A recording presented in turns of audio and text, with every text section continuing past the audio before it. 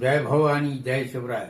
छत्रपती शिवाजी महाराज व राष्ट्रमाता राजमाता जिजाऊ माँसाहेब यांना मुजरा करून व मुक्काम पोस्ट नाहरे, तालुका शिरूर, जिल्हा पुणे येथील आमचे कुलदैवत मल्लिकार्जुन महादेव यांना वंदन करून मी शिवव्याख्याता प्राचार्य दादासाहेब कोरेकर पवार पाटील आज माझ्या आजी सोनाबाई धोंडीराम कोरेकर पाटील यांच्या जीवन कार्याचा आढावा घेण्यासाठी इथं उपस्थित आहे. त्या नावरे गावच्या ब्रिटिश काळात असलेल्या पाटलीनबाई म्हणजे त्यांचे पती धोंडीराम नामदेव कोरेकर पाटील हे नावरे गावचे मुलकी पाटील होते आणि त्यांच्या पत्नी सोनाबाई कोरेकर पाटील या त्या काळातल्या पाटलीनबाई म्हणून ओळखल्या जायत. अर्थात आमचा हा कोरेकर पाटलांचा वाडा महादेवाच्या मंदिराच्या शेजारी म्हणजे वाड्याच्या बाहेर येऊन महादेवाकडे तोंड केल्यानंतर आपल्या वाड्यासमोरून देवाला नमस्कार करता येतो अशा प्रकारचं वसतिस्थान हा कोरेकर पाटलांचा मधला वाडा. आणि याच वाड्यामध्ये पाटीलकी मुलकी पाटीलकी होती, दुसरी पाटीलकी निंबाळकर घराण्याकडे होती. तेव्हा अशा प्रकारच्या कर्तृत्ववान आमच्या आजी या महिला दिनाच्या निमित्ताने मी संपूर्ण जगातील माता भगिनींना वंदन करतो आणि शुभेच्छा देतो. ते कर्तृत्ववान महिला काही जगामध्ये झेप घेतात, काही राष्ट्रामध्ये झेप घेतात, पण आपल्या कुटुंब घडवणाऱ्या ज्या महिला असतात त्या तितक्याच महत्वाच्या असतात. उदाहरणार्थ स्वराज्य निर्माण करणाऱ्या आणि प्रेरणा देणाऱ्या राष्ट्रमाता राजमाता जिजाऊ माँसाहेब आपल्या पुत्राला कर्तृत्ववान बनवण्याचं कार्य त्यांनी केलं. त्यांची आठवण झाल्याशिवाय राहत नाही. आणि या निमित्ताने आज जवळजवळ 60 वर्षाच्या काळानंतर मला माझ्या आजीची आठवण झाली. कारण त्यावेळेला मी कॉलेजमध्ये होतो. श्री शाहू मंदिर महाविद्यालय या पुण्यातील कॉलेजमध्ये मी शिक्षणासाठी आलेलं आणि त्या काळामध्ये आमच्या गावातली मुलं फारशी महाविद्यालयात नव्हती. 1967 साली मी या महाविद्यालयामध्ये प्रवेश घेतला आणि त्याच वर्षी आमच्या या आजीचं निधन झालं. त्यामुळे मला आठवण जी आली की त्या काळानंतर सुद्धा आपल्यावर जे संस्कार झाले, कारण ह्या आमच्या वाड्यामधील सर्वात ज्यांना मोठी आई म्हणून ओळखलं जायचं असं व्यक्तिमत्व होतं की ज्यांच्या आज्ञात सगळा वाडा होता. म्हणजे वाडा म्हणजे 2 पाती होत्या. एक नामदेव पाटलांचा वाडा म्हणून हा ओळखला जायचा. त्यांना 4 मुलं होती, धोंडीराम, गुलाबराव, विठ्ठलराव आणि जयसिंगराव. आणि दुसरी पाती होती ती केशवराव पाटील आणि साहेबराव पाटील यांची. केशवराव पाटलांना रंगराव, बाबूराव आणि रावसाहेब अशी 3 मुलं होती. आणि साहेबरावना विठ्ठलराव, ज्यांना नानासाहेब कोरेकर म्हणतात, ते चिरंजीव होते. अशा प्रकारच्या या सर्व वाड्यामध्ये गोळ्यामेळ्याने राहणार, एकमेकाला सहकार्य करणार असं हे कुटुंब, हा परिवार मोठ्या गुण्यागोविंदाने नांदला जात होता. गाव लहान होतो त्यावेळेला 1,500-2 हजाराचं आणि पाटलांचा दबदबाही असायचा. पण सर्वसामान्यामध्ये मिसळून वागणार राहणार हा परिवार होता.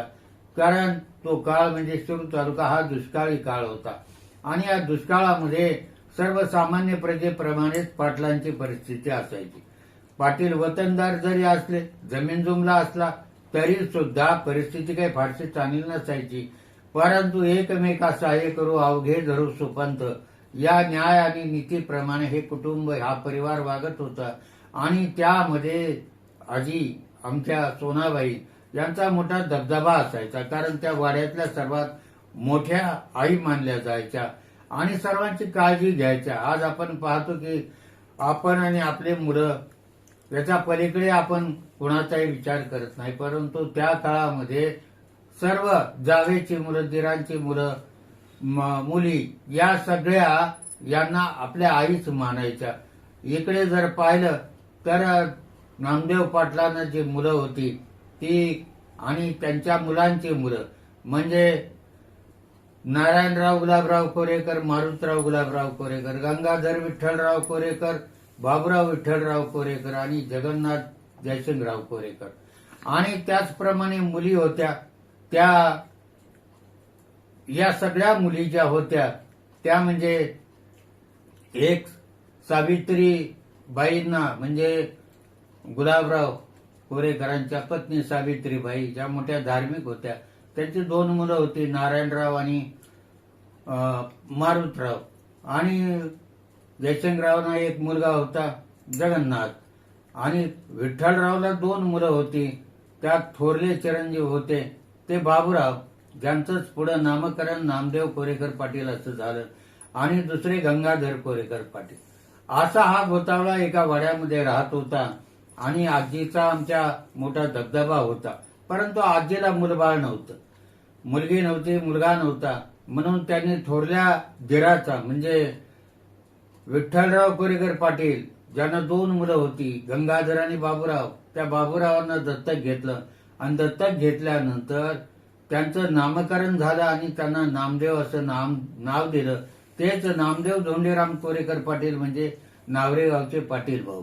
आणि मग यांना वडिलोपार्जित 40 एकर जमीन, 40 ते 50 एकर जमीन ही त्यांना या आमच्या आजीकडून मिळाली. आणि शिवाय दत्तक घेतल्यानंतर त्यांना पाटीलकीचं वतन पुढे परंपरेने मिळालं. कारण धोंडीराम पाटील हे सोनाबाईचे यजमान जे पाटील होते ते त्यांच्यानंतरचे पाटीलकी हे बाबुराव पाटलांकडे आली.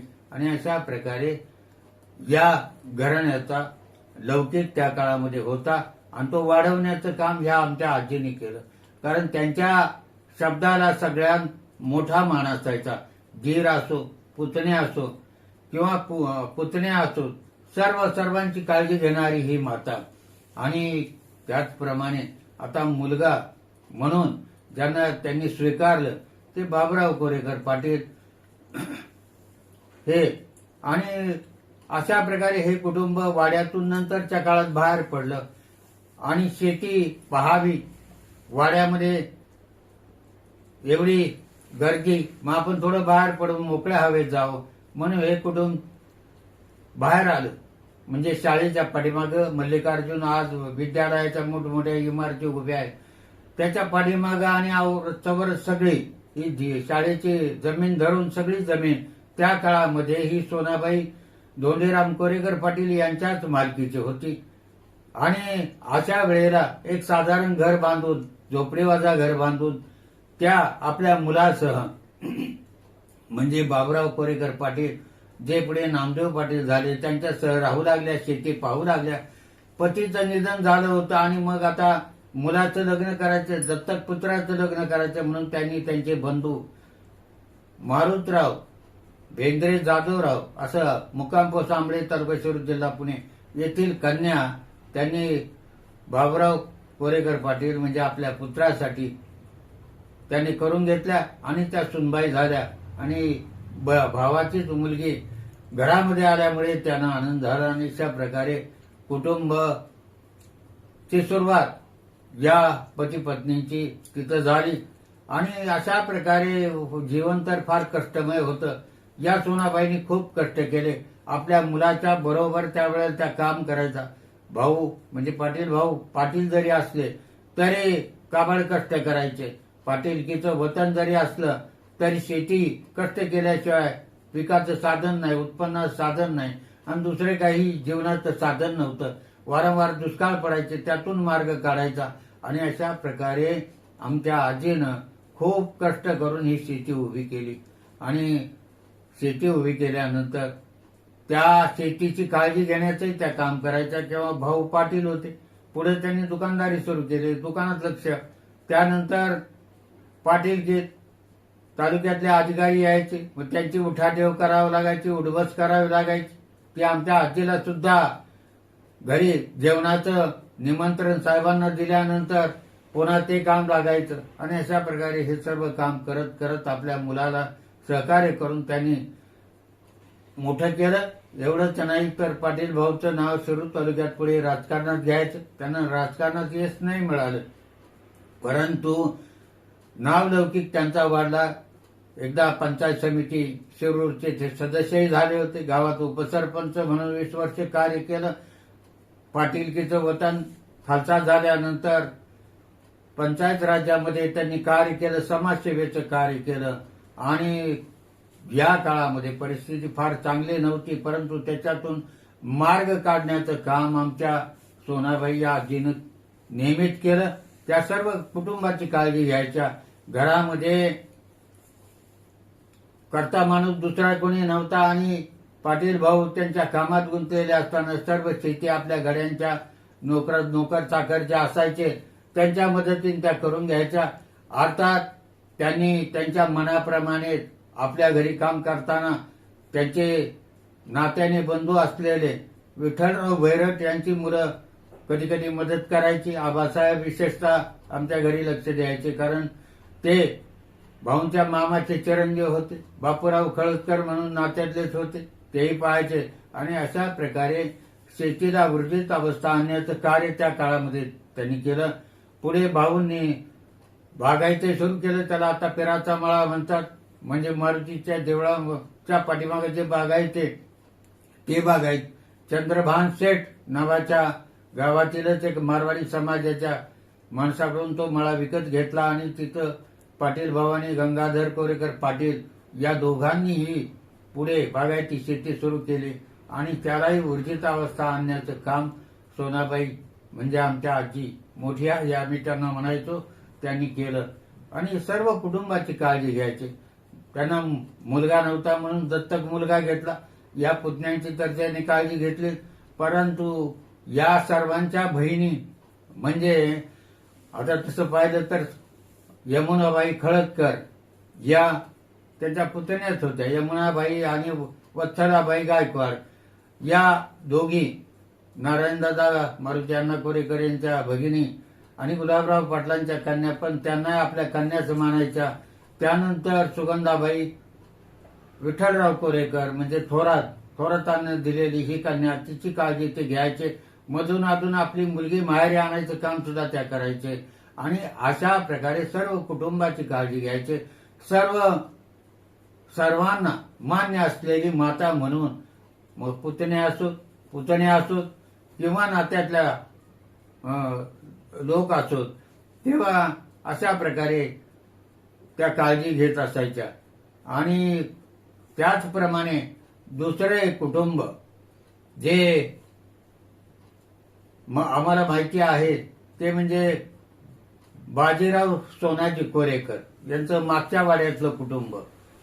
अर्थात त्या कुटुंबाकडे पाहिल्यानंतर आता गावातील लोकांना माहीत नाही, परंतु बाजीराव कोरेकर पाटलांची पत्नी ह्याही आमच्या मावशीच होत्या. म्हणजे भाऊ आणि बाजीराव कोरेकर पाटील हे दोघे साधू होते. आणि त्यांच्या पत्नी लवकर वारल्या, ज्या आंबळ्याच्याच होत्या बेंद्रे घराण्यातील. आणि मग त्यांची सगळी मुलं, अंजना नावाची मुलगी ज्यांचं आता नुकतंच निधन झालं, त्या आणि मी जवळजवळ सुरुवातीच्या काळामध्ये आम्ही घरी दोघंच असायचो, कारण आम्ही लहान होतो. मला सांभाळण्यासाठी तिला आणलेलं होतं. आणि अंजना आमच्याच घरात वाढली. पुढे तिचं लग्न चव्हाण घराण्यामध्ये झालं चाकणच्या, आणि ती मुंबईला तिचे परिवार राहत होता. आणि आता काही दिवसापूर्वी मागच्या महिन्यामध्ये तिचं निधन झालं. छबुताई या कदम घराण्यात दिलेल्या, त्याही लहानपणी त्यांची काळजी त्यांनी घेतली. शिवाजी, किसन म्हणजे बबन आणि पोपट ही सर्व मुलं आई लवकर वारल्यामुळे त्यांची काळजी घेण्याचं सुद्धा काम सोनाबाईंनी केलं. आणि मग अशा प्रकारे सर्व माणसं जी होती या कुटुंबातील, त्या सर्वांची काळजी त्यांनी घेतली.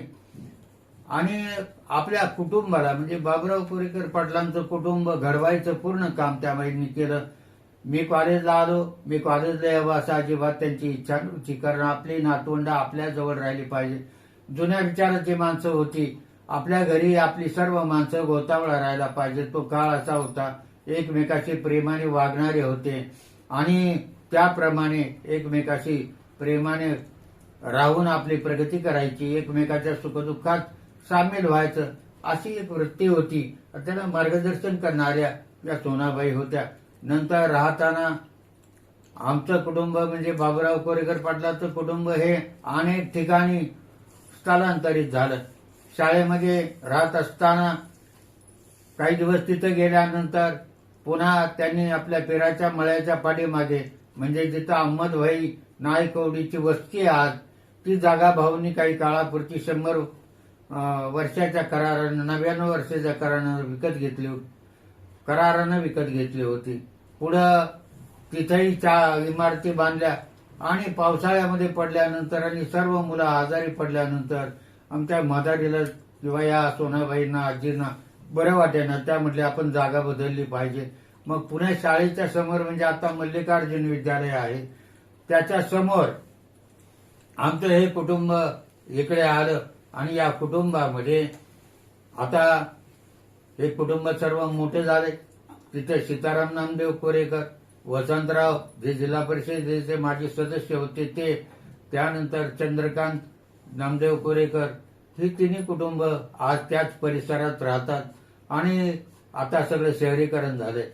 आता आजी जोपर्यंत होत्या तोपर्यंत म्हणजे 1967 सालापर्यंत त्यांच्या शब्दाच्या बाहेर भाऊ नसायचे आणि भाऊ आई सांगतील त्याप्रमाणे म्हणजे मातेचा आणि मुलाचा संबंध कसा असावा, जसा जिजाऊ आणि शिवरायाचा.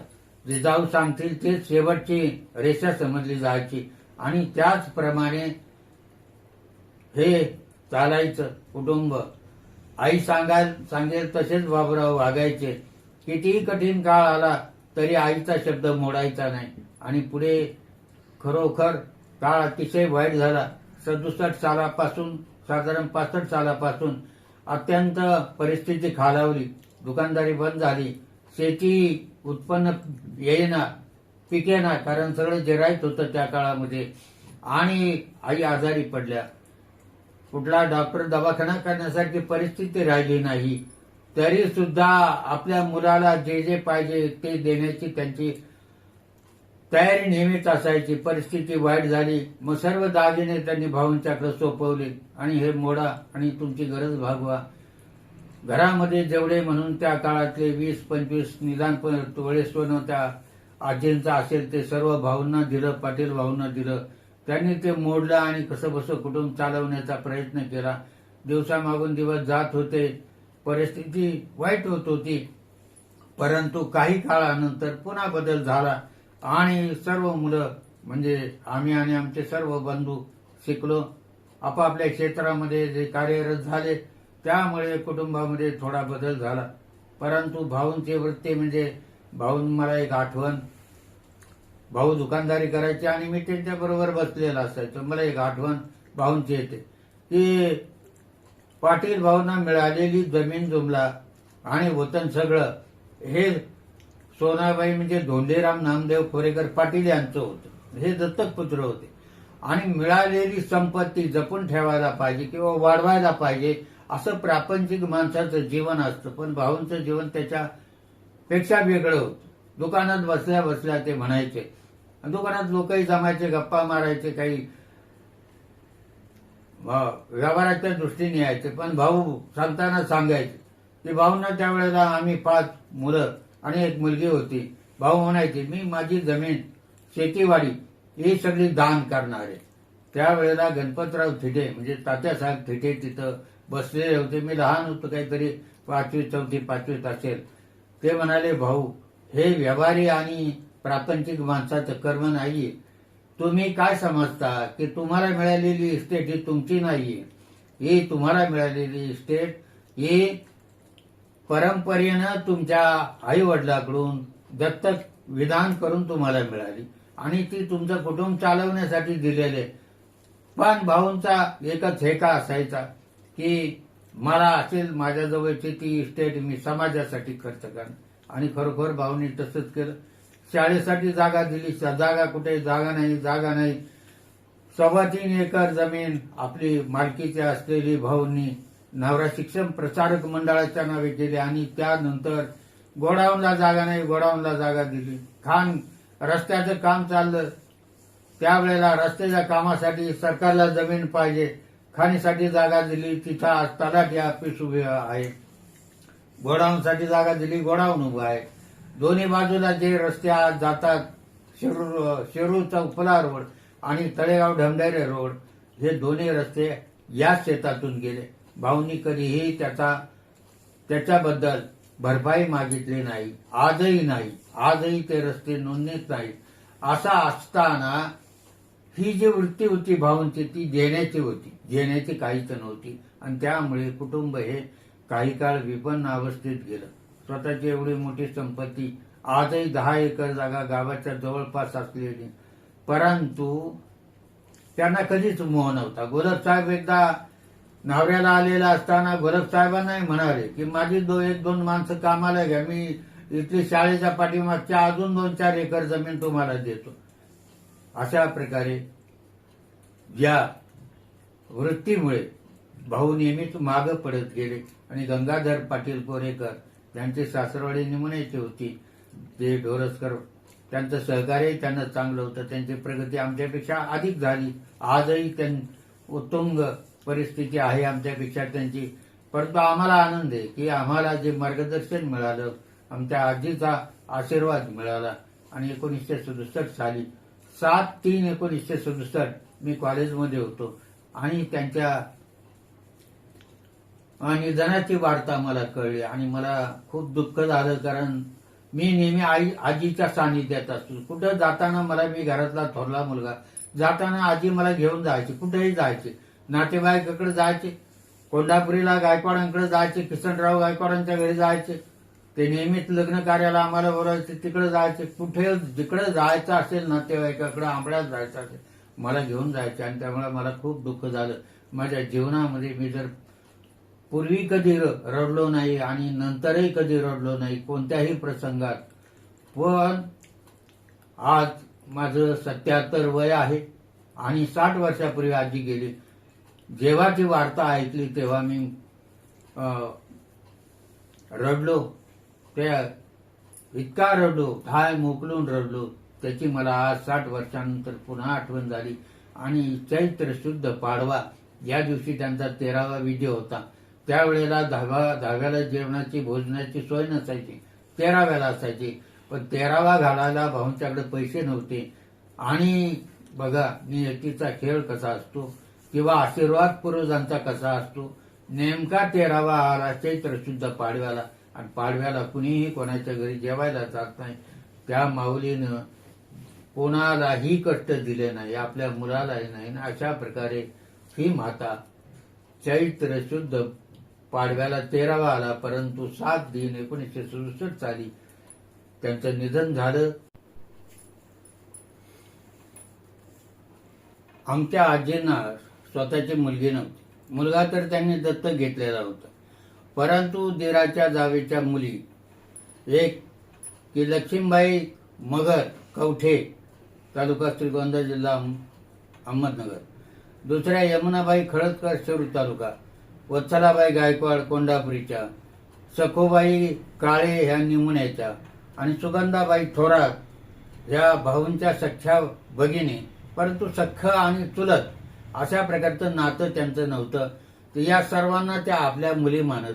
आणि या मुली सुद्धा त्यांची आपली आई म्हणूनच काळजी घ्यायची. आजच्या काळामध्ये आपण पाहिलं तर आजच्या काळात आपण जेव्हा पाहतो की भाऊ बहिणीला विचारत नाही किंवा वडील सुद्धा मुलीकडं लग्न झाल्यानंतर फारसं लक्ष देत नाही. परंतु या आमच्या आजीनं या मुलींना सतत आपल्या घरी आणण्याचं, वर्षातून एकदा का होईना बोलवायच्या, साडीचोळी त्यांना करायच्या, त्यांची काळजी घ्यायच्या. आणि विशेष म्हणजे कालच मी मुक्काम पोस्ट कोंढापुरी, तालुका शिरूर, जिल्हा पुणे येथे आमच्या आत्या वत्सलाबाई गायकवाड, ज्यांचं वय आता 90 आहे आणि ज्या थकलेल्या आहेत, त्यांची भेट घ्यावी म्हणून मी आणि माझी पत्नी पद्मावती कोरेकर आम्ही त्यांच्या घरी गेलो. कांताराम गायकवाड आणि त्यांचे दुसरे बंधू बाळासाहेब, ते दोघेही भेटले. सगळं कुटुंब भेटलं आणि आनंद वाटला. तेव्हा त्यांनी आजीची आठवण काढली की आजी मला आपली मुलगीच मानायची आणि मला पुन्हा पुन्हा त्यांच्या आठवण येते. आणि तुझ्या पत्नीकडे पाहिल्यानंतर, सुमनकडे पाहिल्यानंतर ती मला ती मोठी आई आठवते. कारण ती तशीच सगळ्यांना बरोबर घेऊन सगळ्यांची काळजी घेणारी, म्हणून मला तिची पुन्हा पुन्हा आठवण येते. आणि तिला पाहिले की मला सोनाबाई आईची आठवण येते. तेव्हा मला हे आठवतंय की 1967 साली त्या आजारी पडल्या, तेव्हा 1 महिना वत्सलाबाई त्यांची शुश्रूषा करण्यासाठी, काळजी घेण्यासाठी घरी थांबल्या. आणि जेव्हा त्यांचं निधन झालं तेव्हाच त्यांनी आमचं घर सोडलं. म्हणजे अशा प्रकारे आपली माता सख्खी नसताना सुद्धा, काकी असताना सुद्धा तिची त्या काळामध्ये, शेवटच्या काळामध्ये काळजी घेतली. आणि म्हणून आईला सुद्धा या सगळ्या मुली आपल्याच वाटायच्या, सगळे पुतणे आपलेच वाटायचे. आणि असं खेळीमेळीचं वातावरण होतं. तेव्हा अशा या मातेला पुन्हा एकदा मानाचा मुजरा करून थांबतो.